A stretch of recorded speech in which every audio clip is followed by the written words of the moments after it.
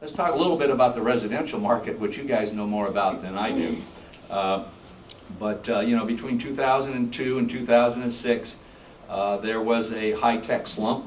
Obviously, the dot-com bust in residential, strangely enough, kind of counterintuitive, was very, very strong in many areas of Santa Clara County. Multiple offer sales above the asking price, and you know all that stuff. And kind of related to schools. You know, I was giving a speech recently to 150, what they call the SIRS Club. They're maybe you know about them, but they're all like elderly men. It's a men's club. Retired, you must be retired, and it's really cool because they all show up for lunch in ties and a coat, and they're my kind of guys. And so I said, you know, anybody that owns residential property in Santa Clara County and votes against a school bond measure or a parcel tax is an idiot. Not acting in their own self-interest, because seniors, as you may know, are the ones that are the most difficult. You know, they got their education in public schools, but now they don't want to support generally the public education. And I said, I can show you places in this county where the boundary of a school district runs down the middle of the street. And on both sides of the street, there are homes built by the same developer at the same time, oftentimes the same models. And I can show you, depending on the quality of a school district, as much as 100 to 125,000, maybe even more. And I'm probably not telling you, but I see some head shaking. I'm not telling you anything you don't know. Between one side of the street and the other, because one is considered an excellent school district and another is considered a mediocre school district. So anybody who owns residential property in Santa Clara County and votes against a school bond or a parcel tax is not acting in their own financial self-interest. That's my preaching for the day, I guess. So today, we got the subprime problem. It is not as serious in Santa Clara County as it is in other parts of the state: Stockton, Sacramento, Central Valley, Riverside, San Bernardino. They're bloodbaths. I mean, I talked to the assessor in Contra Costa County the other day. He says 175,000 Prop 8s. Wow. Whoa. Okay. Wow. As I said, we're going to be about 26,000. I make the personal decision to bring these things down.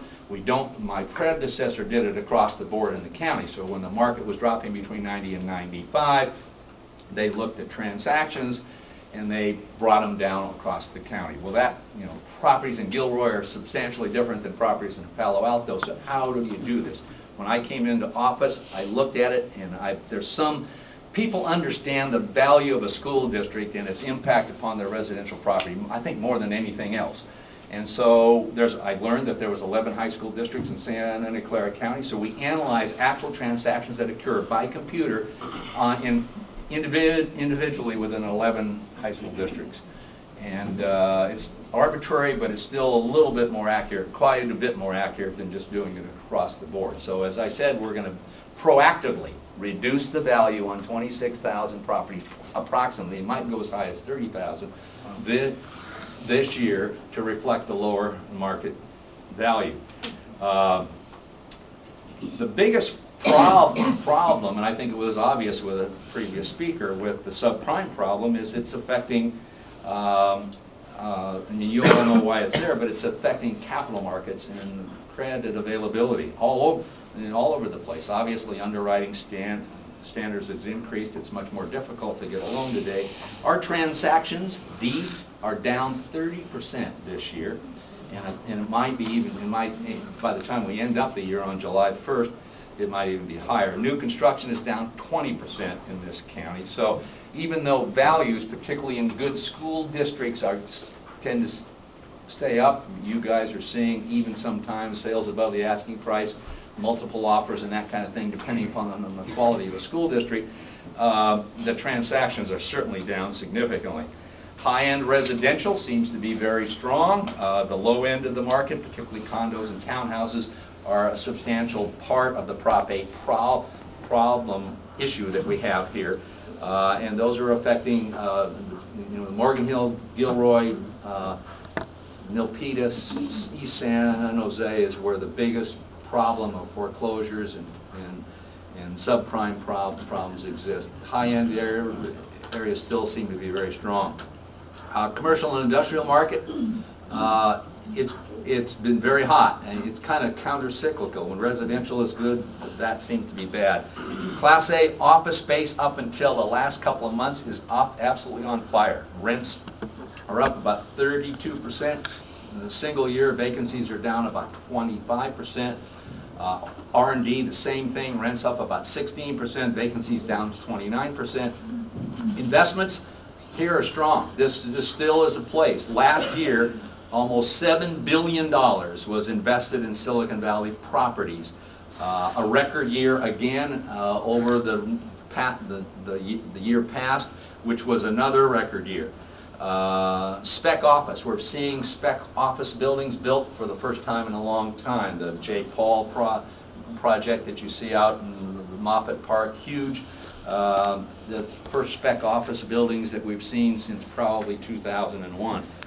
As I said, everything happens in Silicon Valley first, fastest, good, bad, up and down.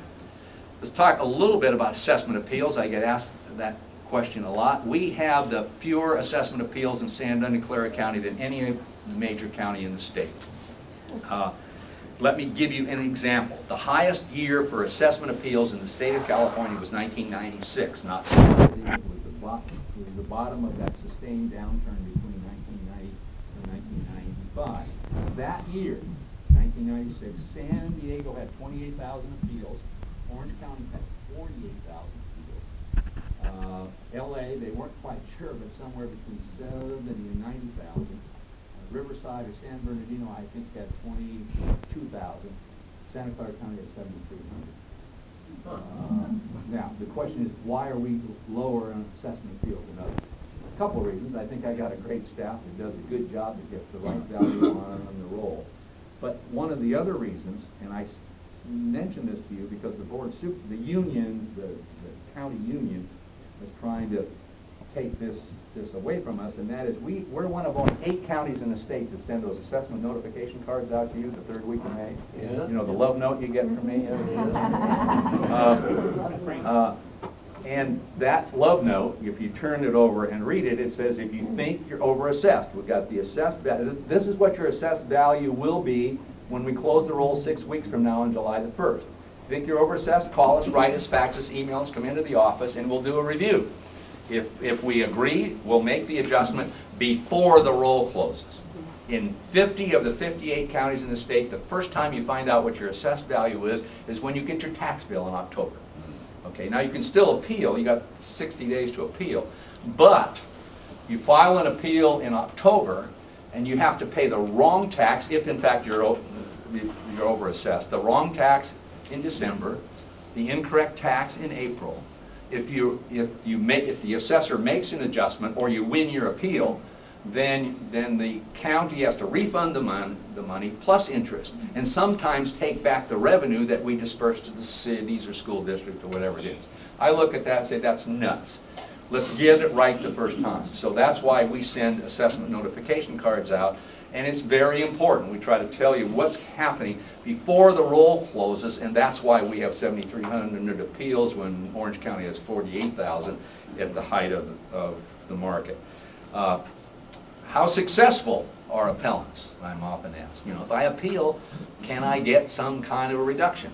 60% of all assessment appeals are withdrawn by the taxpayer usually because they don't understand the system.